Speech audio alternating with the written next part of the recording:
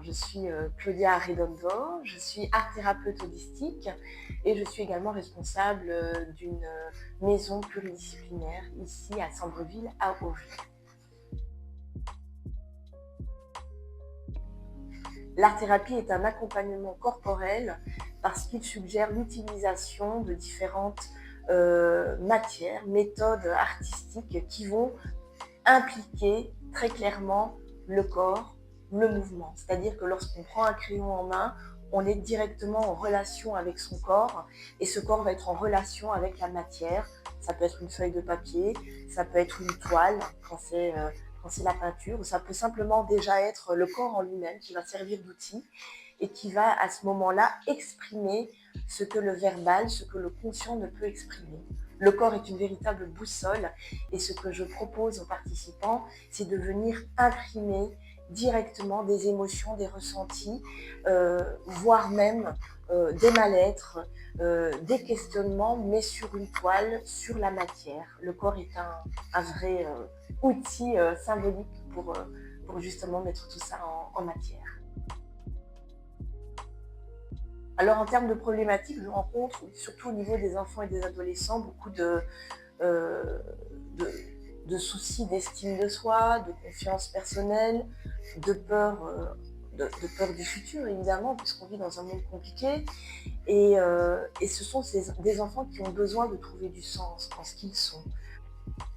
Concernant les adultes, il s'agit très souvent de personnes en carrefour de vie, qui sortent de burn-out, qui sont en transformation, en métamorphose, en guérison, et qui ont surtout besoin de confirmation, d'espoir, d'éclaircissement par rapport à un objectif à atteindre, qui ont besoin d'aller chercher dans l'inconscient, et pourquoi pas, à travers leur âme, une réponse favorable concernant le choix qu'ils ont pris ou le chemin qu'ils sont en train de traverser. Donc,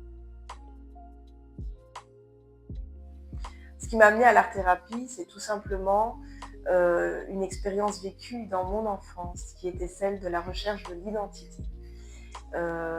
Et dans cette jeunesse, je me suis longtemps posé la question, et ça très tôt, qui j'étais réellement, qu'est-ce que j'étais venue faire ici sur Terre, tout en sachant que j'ai un parcours d'enfant abandonné, adopté.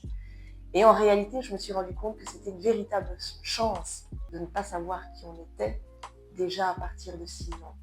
Parce qu'à partir de là, j'ai saisi les crayons, j'ai saisi les pinceaux, j'ai saisi les marqueurs et je me suis dit qu'à partir d'une feuille blanche, j'allais devenir tout ce que je voulais être.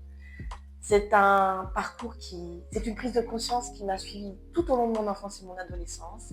Et arrivé à l'âge adulte, j'ai compris que c'est avec cette prise de conscience que j'allais accompagner chaque être humain à devenir qui il est réellement, à l'endroit où il est, et lui révéler des choses incroyables sur sa propre page blanche. Être art thérapeute holistique m'apporte un sentiment de bonheur, de joie, de reconnaissance aussi, puisque toute ma vie j'ai cherché à être et aujourd'hui je suis pleinement ce que je suis dans ce que je fais, dans ce que j'accompagne. Ça me donne aussi une vraie connaissance de ce que je suis par rapport aux personnes que je rencontre. Et ça me nourrit énormément dans mon processus personnel et dans mon chemin de vie. Alors, aujourd'hui, ce qui fait la différence, c'est que je suis une art thérapeute qui voit l'invisible au-delà du visible. Je suis capable non seulement d'accompagner avec la matière, mais je suis aussi capable d'accompagner avec la lumière. J'intègre aussi bien l'énergétique que les outils pratiques dans les accompagnements que je propose. Je vois ce que personne ne peut voir, je ressens ce que personne ne peut ressentir. Et avec les énergies qui se déroulent au moment même où la séance se passe, je rééquilibre et j'harmonise ce qui fait de chaque participant son état d'être sur tous les plans de conscience.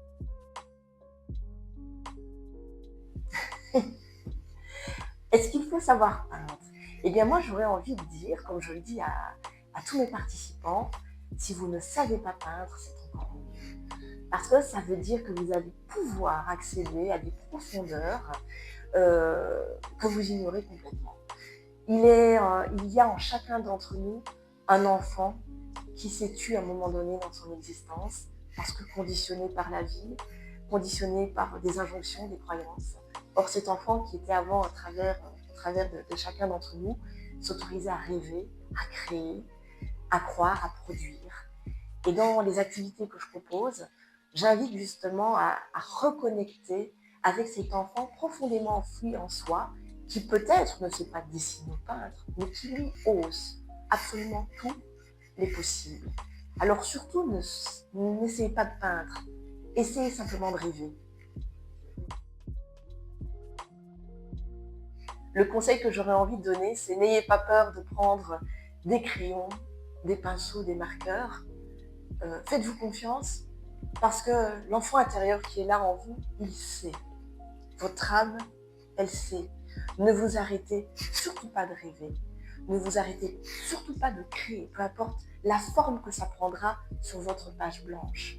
Et à partir de ce que vous allez concevoir, esquisser, écrire, rêvez encore et croyez que c'est déjà là dans la matière, parce que ça l'est, c'est réel.